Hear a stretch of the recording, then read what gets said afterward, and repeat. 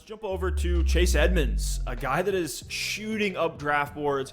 He's kind of the guy that when you don't know who to pick in the running back dead zone, a lot of people are just like, well, screw it. I'll get the guy who's going to get pass volume and take him over Damian Harris. I'll take him over Gus Edwards, Trey Sermon, Javonte Williams.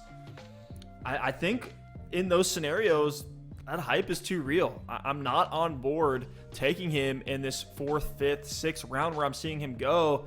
And I think on Underdog in best ball leagues, he's going early 7th, which I think is a fine value. But a lot of the places you're seeing him go in the 5th, which I just cannot get behind. And Alex, you know I've been a Chase Edmonds truther for a good bit. And I like Edmonds because he's efficient. He's shown flashes before when he has taken over the Cardinals backfield. He even showed to be a fine depth piece last year with the target volume that he was seeing, especially in 14-team leagues where running back depth is just critical. And I do expect good things from Chase Edmonds this year. I expect his snaps, his carries, his targets to go up, especially with James Conner being the only guy he has to contend with, who we know is, I don't want to say injury prone because I hate throwing that out there, but let's face it, James Conner gets hurt a lot. But I think people see, oh, it's just going to be Chase Edmonds' backfield. He's going to be the next Kareem Hunt, or he's going to be the next Miles Sanders.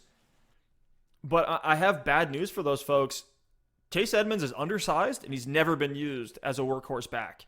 Even when we had Kenyon Drake cramming into the offensive line for 2-yard gains for all of 2020, Edmonds never got the full reins. And even when Kenyon Drake did go down due to injury, Edmonds saw 25 carries and 3 targets, but was shut down with only 2.8 yards per carry, a disgusting 11.8 PPR points on that week. For that volume, that's unacceptable. That's where he was supposed to be a smash play that week. He was like everyone's RB1 or RB2 that week. People were throwing him into the flex, and he's severely underwhelmed.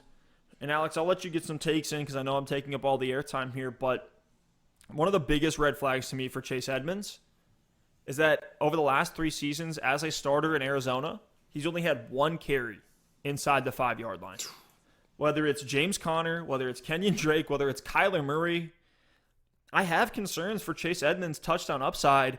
He has to earn every single one of his touchdowns with a breakaway run, and that's just hard to bank on for an undersized, though he is explosive, player like Chase Edmonds who's going to be coming from that profile. So I put him in the range behind some of the guys I mentioned, like Gus Edwards, Devontae Williams, Trey Sermon, Damian Harris, because I believe those guys can be 3-down workhorses, can be goal line backs.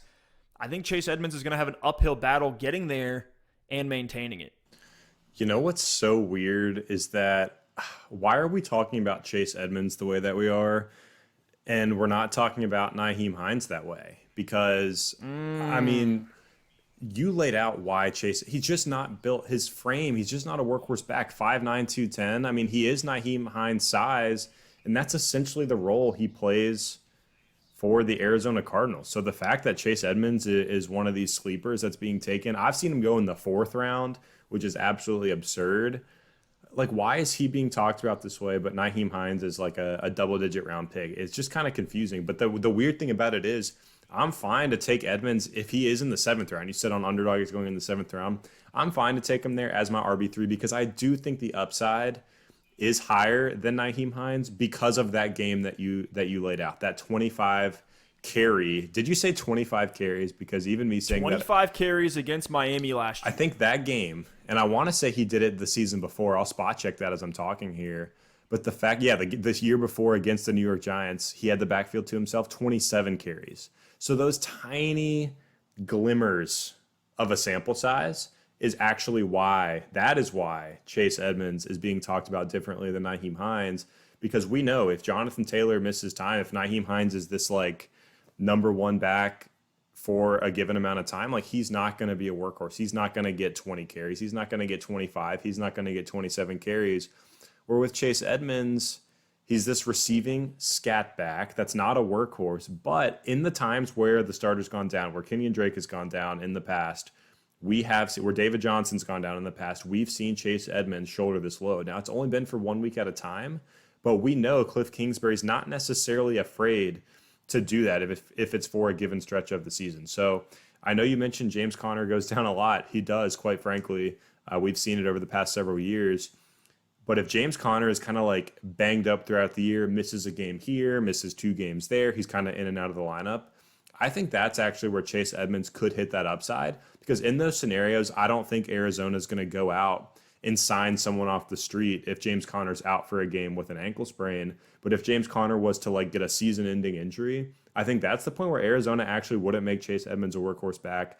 They would go out and pick someone up to give it more of an even split, maybe trade for somebody or something like that. So Chase Edmonds, for me, if he's going to go in the 7th round, I'm fine to take him there. To me, he is behind that range we talked about. He's behind the Gus Edwards range. He's behind Damian Harris. He's behind Kareem Hunt for me. But I'll take him in front of Mike Davis. I'll probably take him in front of Darrell Henderson as well at this point. Just the Darrell Henderson vibes aren't really going the right way. And I'm kind of sketched out by the Sony Michel trade, by the Darrell Henderson injury. So I'm kind of staying away from that backfield at this point. But Chase Edmonds in 2020 was 7th amongst running backs in targets over 4 per game. He only saw 6 carries per game. So if this season he can take that 4 targets per game, even to like 4.5, just maintain the receiving share that he had. And then if in terms of carries, he goes from 6 carries a game up to 8 to 10 carries a game, that's going to be enough to make him a viable RB2 in PPR formats. He was RB25 last season. If he just gets a slight uptick in that workload for 2021, I think he is kind of safely in that RB2 range. Worst case scenario, a high-end RB3.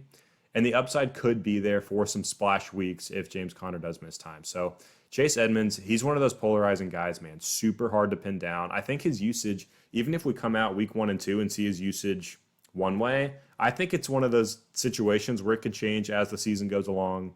And you're kind of going to be rolling the dice as long as James Conner is in the lineup. But right now, if you can get him as your running back 3 at value, more than happy to go in on Chase Edmonds for 2021. Yeah, and another question here is why are the Cardinals running the most 4 wide receiver sets in the league, bringing in A.J. Green, drafting Rondale Moore? I think some of those guys could take away a lot of that target volume from Chase Edmonds in the short, quick passing game.